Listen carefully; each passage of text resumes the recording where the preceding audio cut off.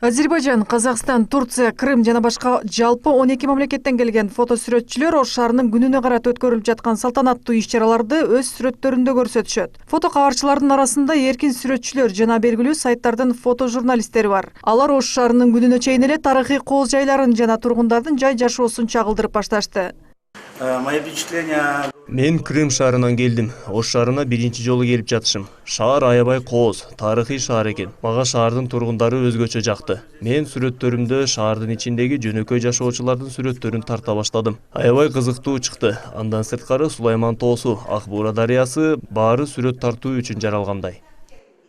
Шаар күнүн белгилөө учурунда сүрөтчүлөр үчүн көргөзмө сынагы өтөт. Ар бир сүрөтчү өзүнүн жумуштарындагы 3 сүрөттү сынакка коё алат. Жеңүүчүлөр тандалып, аларга баалуу белектер берилет. Шаар жашоосу чагылдырылган сүрөттөр эл аралык сайттарга жарыяланат. Ош шаарынын элине жана конокторуна сюрприз катары бир улуттук оюндардын жаңы көрүнүштөрүн көрсөтөбүз деп салбурун көрсөтүлөт борбордук аянтта.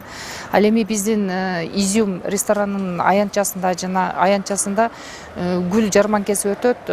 Шаар тургундарын гүлдүн жаңы сортторун, гүлдүн жаңы түрлөрүн кантип сатып алып кетсе болот, ошону көрсөтөбүз. Ош шаарынын күнү Ошто 2000-жылдан бери белгиленип келет. Быйылкы жылы да бул күнгө даярдыктар кызуу жүрүп жаткан кези. Быйыл башка жылдардан айырмаланып, Ош түрк дүйнөсүнүн маданий борбору аталышындагы иш-чаралар менен да коштолот. Буга чейин шаарда Ош түрк дүйнөсүнүн маданий борбору аталышындагы 25 иш-чара өткөн.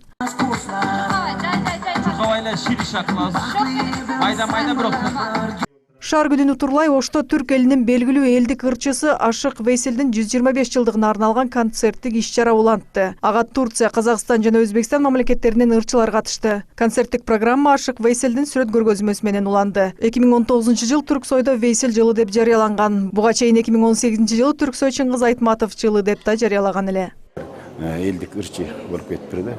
Өтө кадыр бар төкен кезинде, анан кийин ушул Ашык Вейселдин быйыл туулганына 125 жыл болду.